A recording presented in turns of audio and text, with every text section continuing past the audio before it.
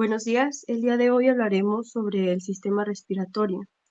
La materia es embriología, es impartida por el maestro Sergio Alberto Valenzuela Gómez y la presentaremos María Estefanía Ávila Morales, o sea yo, y Jesús Fernando Pérez Miranda.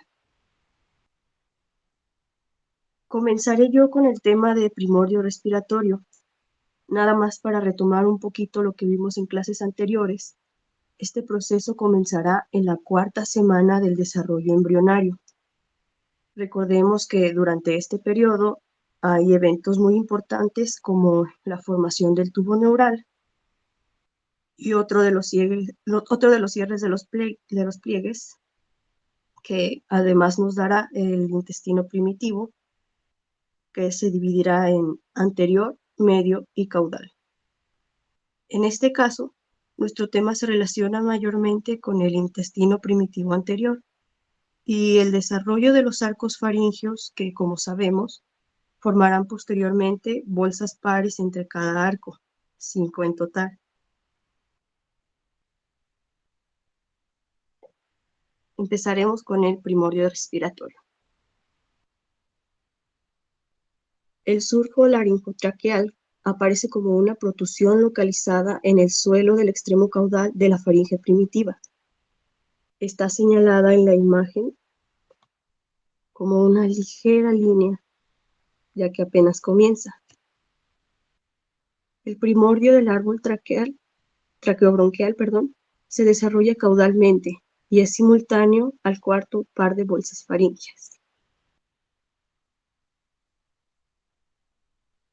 El endodermo que reviste el surco laringotraqueal da lugar al epitelio pulmonar y las glándulas de la laringe, la tráquea y los bronquios.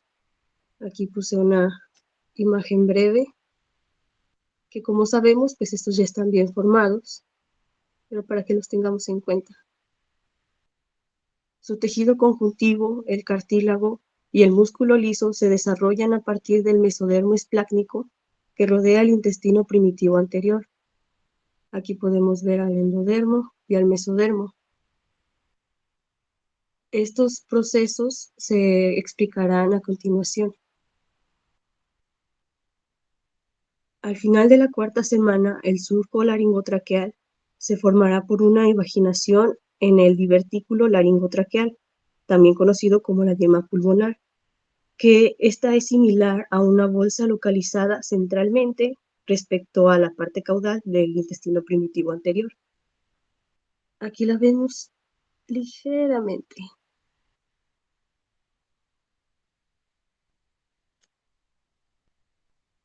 A medida que el ventrículo aumenta su longitud, se rodea por mesénquima esplácnico. Su extremo distal aumenta de tamaño y da lugar a una yema respiratoria globular, que es la que vemos aquí, como si se formara una bolsita.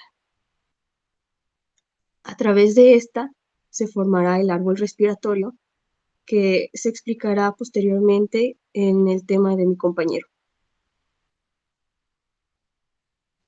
Después, el divertículo laringotraqueal se separa de la faringe primitiva, pero esta mantiene su comunicación a través del estrecho laringeo primitivo, que es este de aquí. Finalizando la quinta semana, en este aparecen pliegues traqueosofágicos, que son próximos entre sí y que se fusionan para formar una partición del tabique esofágico. Nos formarán los dos conductos. Aquí vemos apenas formados los surcos, la evaginación, y aquí cómo comienzan a fusionarse. El tabique divide la porción craneal del intestino primitivo anterior en la parte ventral. El tubo laringotraqueal, que comprende el primorio de la laringe, la tráquea, los bronquios y los pulmones, y la parte dorsal, el primorio de la orofaringe y del esófago. La abertura del tubo laringotraqueal en la faringe se convierte en el estrecho laringeo primitivo. Aquí ya cambia de nombre. Y podemos ver ambos conductos ya formados y separados, cada uno con sus 3 capas que después derivarán a las estructuras que conocemos actualmente. Durante este proceso, la expresión de los factores de transcripción NKX 2.1, que es el factor ventral, y SOX2, que es el factor dorsal, son claves en el patrón de su diferenciación y para que la separación entre la tráquea y el esófago se dé correctamente. Aquí podemos ver a SOX2 en uno de los extremos y a NKX 2.1 en el otro. Ahora pasamos al desarrollo de la laringe. En esta, el revestimiento epitelial de la laringe procede del endodermo del extremo craneal del tubo laringotraqueal. Los cartílagos se desarrollan a partir de los pares 4 y 6 de los arcos faringeos. Proceden del mesénquima que deriva de las células de la cresta neural, que como habíamos mencionado al principio, es un proceso que se da simultáneamente. El mesénquima del extremo craneal del tubo laringotraqueal prolifera con rapidez y origina tumefacciones aritenoides bilaterales. Las tumefacciones aritenoides bilaterales crecen hacia la lengua, convirtiendo la hendidura en T, que conocíamos anteriormente,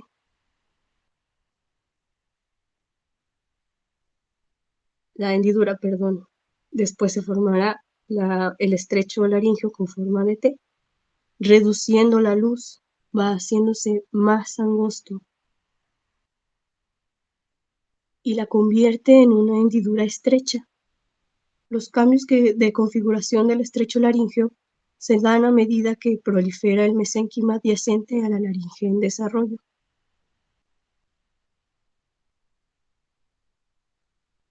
Los cartílagos y los músculos de la laringe proceden del mesénquima correspondiente al cuarto y sexto pares de arcos faringeos. Esta la vimos anteriormente cuando mostrábamos al par de bolsas faríngeas. Aquí podemos ver 4, 6 y en esta parte de medias la línea.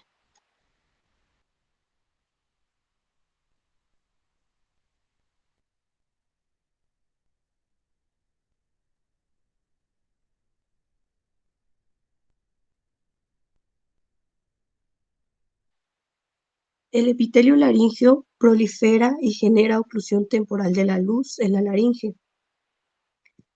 La recanalización de esta ocurre hacia la semana 10, una semana más avanzada. Los ventrículos laringeos se forman durante la recanalización. Sus recesos están limitados por pliegues de la mucosa que se convertirán en las cuerdas vocales y los pliegues vestibulares que mencionaremos y mostraremos posteriormente.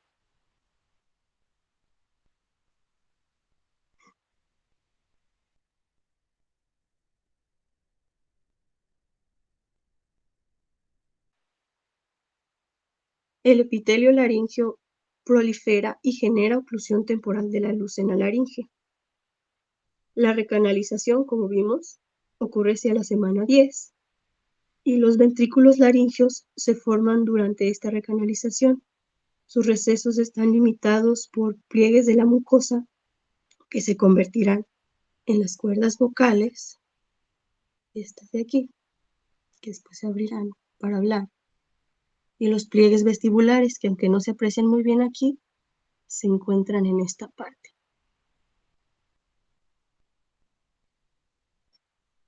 La epiglotis se desarrolla de la parte caudal de la eminencia hipofaringea, prominencia debida a la proliferación del mesénquima en los extremos ventrales del tercer y cuarto arcos faringeos.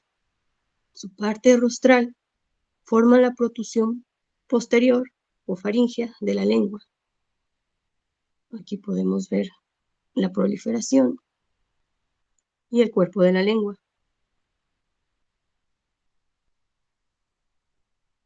Dado que los músculos laringeos se desarrollan a partir de los mioblastos correspondientes al cuarto y sexto par de arcos faringeos, están inervados por las ramas laringeas de los nervios vagos, o el par craneal 10, que inervan estos arcos.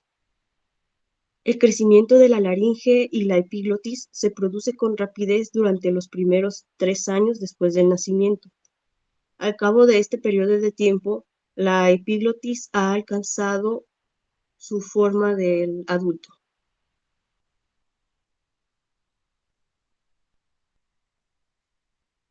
Por otra parte, tenemos la artesia laringea, que es una malformación congénita infrecuente. Esta se debe a la falta de la recanalización de la laringe. No hay una correcta abertura. Se obstruye la vía respiratoria superior fetal, constituyendo así el síndrome de obstrucción congénita de la vía respiratoria superior. Las vías respiratorias inflamadas se muestran en esta malformación. Otra observación es los pulmones aumentados de tamaño y se encuentran rellenos de líquido. El diafragma está aplanado o invertido debido a que no hay entrada de aire, y se observa ascitis o hidropesia, o en otros casos ambos, en el feto. La atresia incompleta, o también llamada la membrana laríngea, se debe a la recanalización incompleta. Aquí solamente se da una parte durante la semana 10. La membrana laríngea se forma a nivel de los pliegues vocales, aquí podemos observarla, y da lugar a una obstrucción parcial de la vía respiratoria. Vemos aquí un ligero agujerito. El tratamiento de esta consiste en la dilatación endoscópica de la membrana laríngea. Es una cirugía menor para permitir la abertura. Y pasamos al desarrollo de la tráquea. Al separarse del intestino primitivo anterior, el divertículo laringotraqueal forma la tráquea y 12 vaginaciones laterales, que serán las yemas bronquiales primarias, estas que vemos aquí. El revestimiento endodérmico del tubo laringotraqueal distal a la laringe se diferencia hacia la formación del epitelio y las glándulas de la tráquea, y también hacia la formación del epitelio pulmonar. Su cartílago, tejido conjuntivo y músculos procederán del mesénquimo esplácnico alrededor del tubo laringotraqueal. Aquí podemos ver al mesodermo esplácnico como un color rojo rosáceo. Aquí podemos ver cómo va formándose el cartílago ya, y cómo a partir de este se irá formando el músculo liso, las rayitas de aquí, el tejido conjuntivo que se ve un poco blanco, el cartílago en un rosa más fuerte, y las glándulas aquí en estos pequeños pliegues. En esta parte vemos ya una imagen dada por el microscopio sobre el tejido, que si se fijan es muy parecida a esta.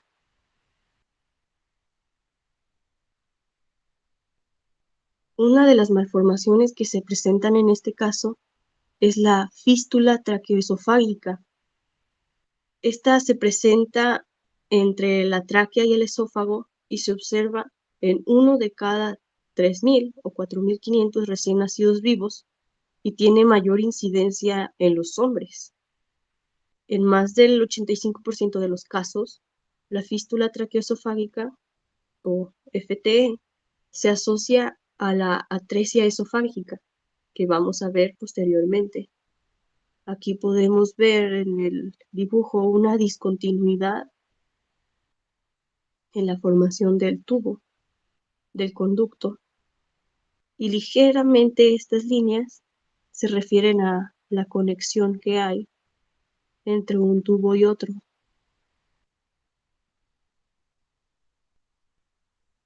Su causa principal es la división incompleta de la parte craneal del intestino primitivo anterior, la parte respiratoria y esofágica, durante la cuarta semana, al principio.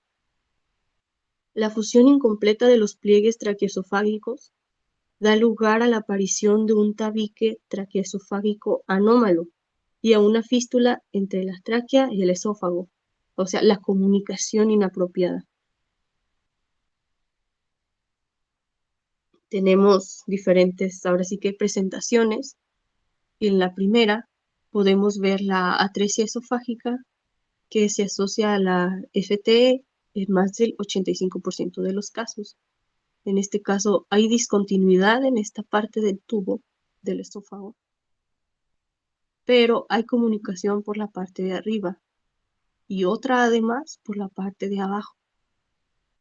Vemos cómo las flechas señalan que entran hacia arriba y hacia abajo.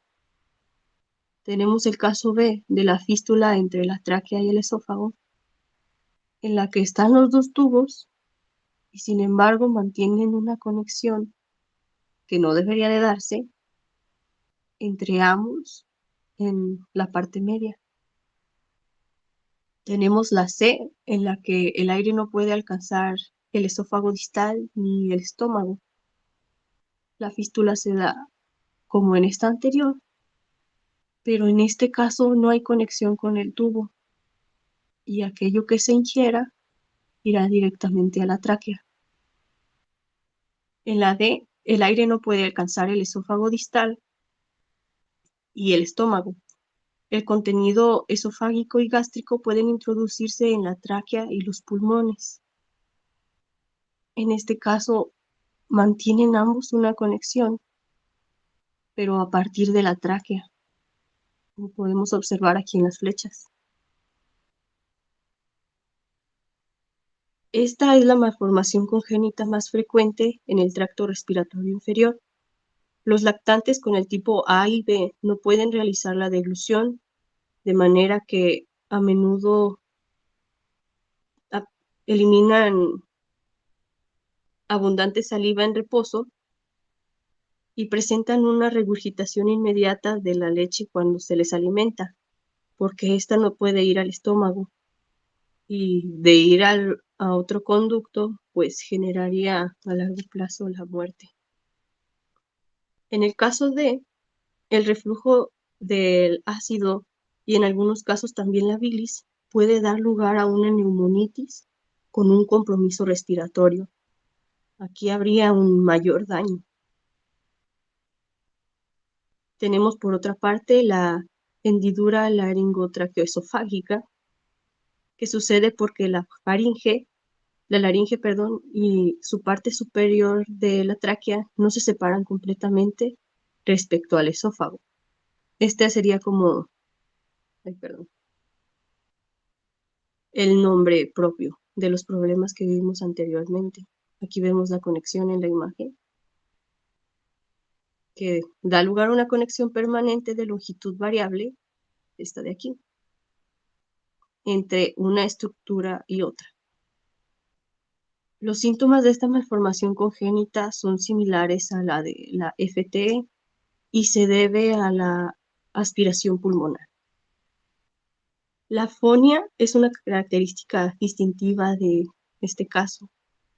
Los bebés no pueden emitir su voz. La estenosis y la atresia traqueales son malformaciones congénitas infrecuentes. Pueden asociarse a una variante de la FTE, que es la que habíamos visto. Hay una discontinuidad en este tubo, pero se conecta con la tráquea. La causa probable es una partición irregular del intestino primitivo anterior en el esófago y la tráquea. Volvemos a la semana 4. En ocasiones hay una membrana de tejido que obstruye el flujo de aire, que sería la atresia incompleta. La atresia o agenesia de la tráquea es un problema mortal. Por otra parte, el divertículo traqueal o bronquio traqueal consiste en una proyección ciega y similar a un bronquio que parte desde la tráquea. Podemos observarlo en las imágenes y en esta aquí. La evaginación puede parecer un tejido con aspecto similar al de un pulmón normal, formando un lóbulo traqueal del pulmón. Este puede dar lugar a infecciones recurrentes y dificultad respiratoria en los lactantes. Y pasamos al desarrollo de los bronquios para finalizar con esta parte. Bueno, yo les voy a hablar del desarrollo de los bronquios y de la maduración del pulmón. Bueno, primero que nada, pues vamos a tener que el esbozo respiratorio, que es la llama pulmonar, se va a dividir en dos, que se van a conocer como yemas bronquiales primarias. Podemos ver en la imagen del lado izquierdo. Aquí es un pequeño como diagrama. El cilindro que está aquí sería como la representación de la tráquea y pues los dos rectángulos que están a su lado serían las yemas bronquiales primarias. Cabe destacar que la yema que está del lado derecho es más vertical y un poco más larga. Y esto va a tener, se va a conservar a lo largo de la vida del adulto y va a tener algunas implicaciones a considerar. Como lo habían dicho, pues crecen lateralmente junto con el mesénquima esplácnico, que es esta eh, bolsa de color rosita que lo rodea, hacia los canales pericardioperitoneales, que son estos espacios que quedan en blanco, y pues a su lado tenemos lo que se le conoce como mesodermo somático. Esta división va a ocurrir aproximadamente a comienzos de la quinta semana.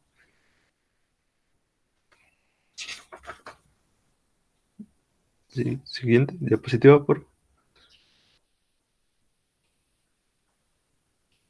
bueno, como el dato a considerar que les había dicho anteriormente, pues el bronquio principal derecho es ligeramente más largo y con una orientación más vertical. Es una característica que se va a conservar en el adulto, por tanto es más probable que un cuerpo extraño se localice en este bronquio. Cuando nos estraguñamos o algo así por el estilo, lo más seguro es que la cosa pues se encuentre en el bronquio principal derecho, por estas características anatómicas que posee. Y bueno, después de las yemas principales, pues vamos a tener que los bronquios nuevamente se van a ramificar o dividir en lo que se conoce como bronquios secundarios y quedan de la siguiente manera que vemos en la imagen del lado izquierdo.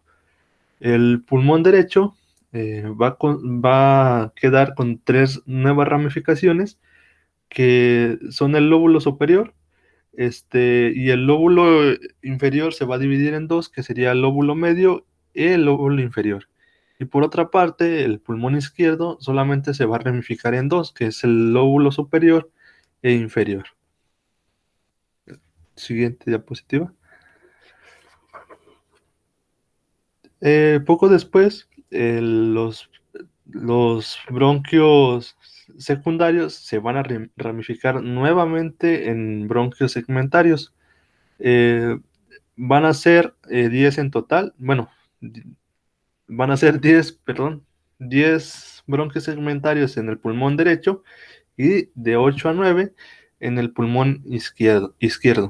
Se forman hacia la séptima semana del desarrollo y también un dato importante, se crea el primordio de los segmentos broncopulmonares. Bueno, a la vez que va ocurriendo estas segmentaciones, también vamos a tener que después de la semana 24 van a existir alrededor de 17 niveles de ramificación y se ha terminado de desarrollar por completo los bronquios respiratorios. Después, otro dato también a considerar es que después del nacimiento se van a generar otras 7 ramificaciones. Y también, pues mientras al mismo tiempo que se van a desarrollar los bronquios, pues otras estructuras también lo van a hacer. Y estas van a provenir del mesénquima esplácnico, que pues era la bolsa que rodeaba a estos bronquios. Por ejemplo, pues vamos a tener las placas de cartílago, el músculo liso, el tejido conjuntivo bronquial y los capilares del tejido conjuntivo del pulmón. Y bueno, a la imagen del lado derecho, pues podemos ver un bronquio y cómo está conformado pues por su cartílago, su músculo liso, el tejido conjuntivo y pues los del pulmón los vamos a ver en otras diapositivas que están un poco más adelante. Y bueno, también mientras a la vez que se va desarrollando el pulmón, se va a adquirir una capa de pleura visceral, que es la que va a estar pegada al pulmón, que es proveniente del mesénquima esplácnico. Los pulmones van a crecer en sentido caudal y van a alcanzar la proximal del corazón. También se va a formar una capa de pleura parietal que proviene del mesodermo somático en la pared torácica. Y el espacio que va a quedar entre ambas pleuras se va a denominar cavidad pleural. En la imagen del lado derecho podemos observar cada pleura, la pleura visceral, como ya lo habíamos dicho, que es la que está más pegada al pulmón, y la pleura parietal, que es la que está en la cavidad torácica. Y pues el espacio que queda ahí no se ve muy bien, pero es un espacio muy pequeño, pues se denomina cavidad pleural. Y bueno, ya hablamos solamente del desarrollo de la tráquea y de los bronquios propiamente, y ahora pues vamos a hablar de la maduración de los pulmones. Esta maduración va a constar de cuatro estadios microscópicos que se van a solapar, es decir, se van a interponer uno con otro. Siguiente diapositiva.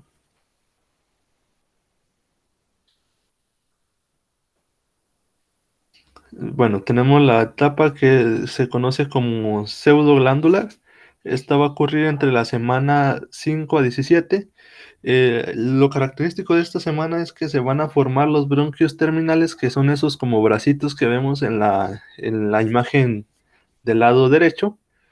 Y pues bueno, tenemos que hacia la 16ª semana ya se han formado todos los elementos importantes de los pulmones, excepto los implicados en el intercambio de gases, que estos pues van a ser los alvéolos.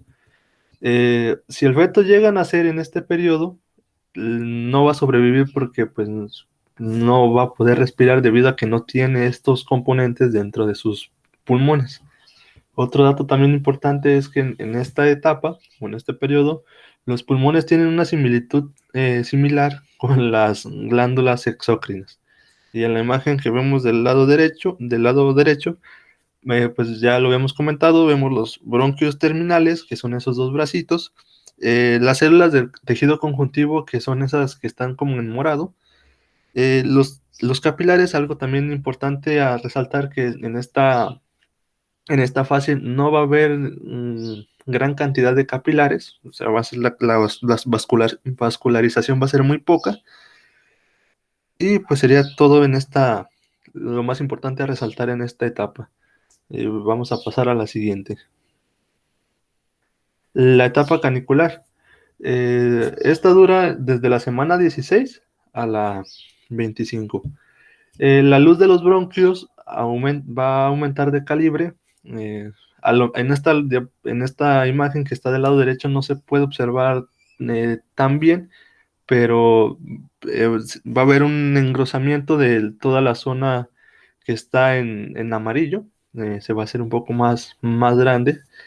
Y los bronquiolos terminales, que si se recuerdan en la diapositiva anterior eran estos dos bracitos que veíamos, ahora se van a ramificar en dos o más bronquiolos respiratorios. Eh, También, a su vez, los bronquiolos respiratorios se van a ramificar nuevamente en 3 a 6 conductos alveolares, que pues podríamos decir que estos conductos alveolares van a ser los primordios de los alveolos. También va a haber una gran aparición ya ahora sí de capilares. Aún no tanta, pero sí ya se empieza a ver un aumento en el número de capilares. Y pues la respiración va a ser posible hasta final de la semana 26, gracias a que en los extremos de los bronquios respiratorios ya se han desarrollado los sacos terminales, que pues ya lo habíamos dicho, pues son los primordios de los alvéolos primitivos. También lo habíamos dicho, pues va a haber, gracias a que ya va a haber una gran vascularización, y pues los fetos nacidos al final de este periodo, eh, digamos que sí tienen una probabilidad de sobrevivir con cuidados intensivos, pero aún se presenta cierto riesgo de muerte debido a que estas estructuras que son los primordios, pues no se han desarrollado del todo. Vamos a pasar ahora ya también con la siguiente diapositiva. Y bueno, la siguiente etapa son los sacos terminales, y ahora sí, esta va a comprender desde la semana 26 hasta el nacimiento. Los datos importantes a considerar en esta etapa pues son la proliferación de sacos terminales, que son esas últimas ramificaciones que podemos ver de color amarillo, perdón. El epitelio de dichos sacos se vuelve un poco más fino. Igual a lo mejor en esta imagen no lo podemos observar, pero pues podríamos imaginarlo, ¿no? Los capilares, que pues van a continuar en proliferación, se van a empezar a juntar cerca de los sacos. Más adelante vamos a ver por qué. También otro dato importante es que se forma la barrera de sangre y aire, que aquí esta barrera pues ya nos va a permitir el intercambio gaseoso, es decir, que entre el oxígeno hacia hacia la sangre, perdón. Pero esto no va a suceder hasta una vez ya en el nacimiento. También otro dato importante a considerar es que van a proliferar los neumocitos tipo 1 y tipo 2. También más adelante vamos a ver qué son este tipo de células.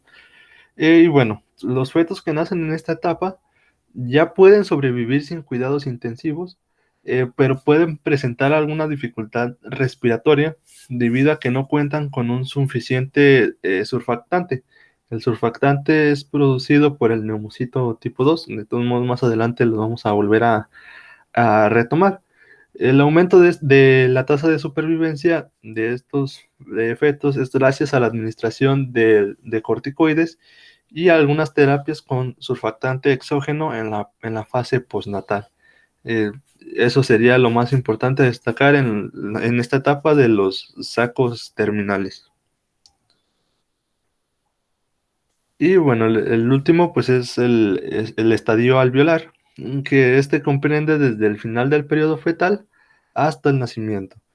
Lo más importante otra vez a destacar en este periodo pues es el revestimiento de los sacos terminales se va a adelgazar, los capilares adyacentes van a sobresalir de los sacos alveolares, y anteriormente recordamos en la etapa de estado de sacos terminales ya teníamos como que estos capilares sobrepuestos en los sacos terminales, pues ahora lo van a hacer aún más, porque hay que recordar que pues, es en esos capilares donde se va a llevar el intercambio gaseoso.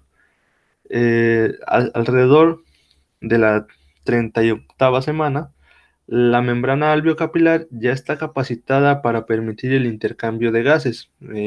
Ya está bien formada, bien definida, pero pues como lo hemos mencionado, el intercambio de gases no va a ocurrir hasta una vez el nacimiento.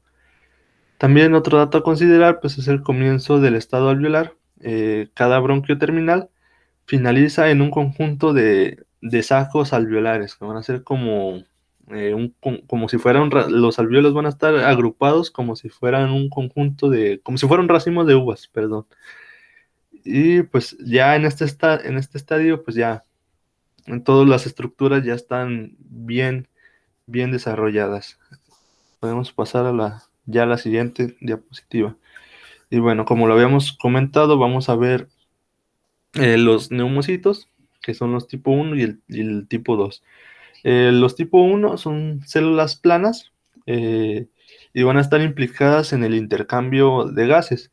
En la imagen del lado derecho, pues podemos observar que son esas células que están como unidas a lo que sería sí, exacto, eso es lo que está señalando mi compañera, esas pequeñas células aplanadas son los neumocitos. Y pues de alguna manera ahí ya podíamos ver la barrera de sangre-aire. La parte de la sangre está relacionada con el capilar, que es el que está diciendo que el flujo sanguíneo. Y la parte del aire, pues es la parte superior izquierda, que es donde se encuentra el neumocito tipo 2. Y bueno, el neumocito tipo 2 son un tipo de células cúbicas y estas se van a caracterizar por la liberación del surfactante que se empieza a liberar alrededor de la semana 20. Dicho surfactante evita el colapso de los alvéolos. El siguiente diapositiva, por favor. Y pues no, pues por último, es importante también señalizar algunas vías eh, que están implicados en el desarrollo controlado tanto de los pulmones como de las tráqueas y en sí del todo el conjunto de estructuras que hemos estado analizando. Pues bueno, comenzando con el factor de crecimiento fibroblástico 10, este provoca la formación pues, de las yemas pulmonares. El factor de transcripción SOX17 y la señal WNT7B regulan la proliferación mesenquimal y la pulmones. El morfógeno, que es como una especie de controlador, el morfógeno Sonic Hedgehog modula a FGF10 en la diferenciación de músculo liso y controla la ramificación de las ramas bronquiales. Y el morfógeno ácido retinoico regula las señales de Hox A5, B5 y C4 expresadas en el pulmón en una fase de desarrollo. Y estas son algunas de las vías de señalización que tienen pues para el embrión ir controlando pues, el desarrollo de las células. Siguiente diapositiva, y pues ya así llegaríamos al final. Pues, con las referencias pues, son del libro de Moore, de la embriología clínica en su 11ª edición. Y eso sería todo de mi parte.